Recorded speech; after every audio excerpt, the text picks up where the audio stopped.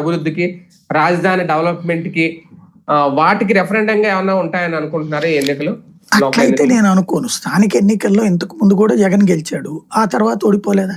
అంతకుముందు చంద్రబాబు గారు గెలిచారు, ఏది నంద్యాల బై ఎలక్షన్ కానీ కాకినాడ కానీ, మళ్ళీ ఓడిపోలేదా? స్థానిక ఎన్నికలు అనేటటువంటిది రెఫరెండం అయితే కాదు ఈ రోజుల్లో. ఇదివరకు అయితే రెఫరెండం ఉండేది అనమాట. ఈ 2 ఏళ్ల పరిపాలనకి దానికి ఏం సంబంధం ఉండదు.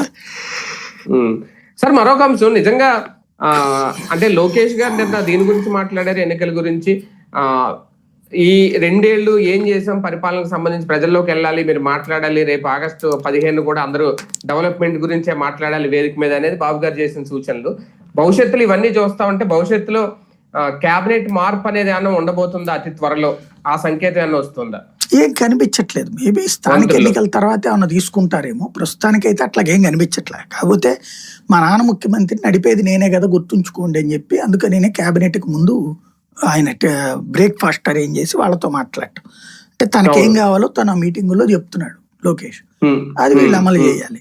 అది చంద్రబాబు గారి మాట, లేదా భవిష్యత్తులో ఈయన పార్టీ నడుపుతారు కాబట్టి ఈయన చెప్పినట్టు వినాలనేటటువంటి బాట, అది అక్కడ జరుగుతుంది.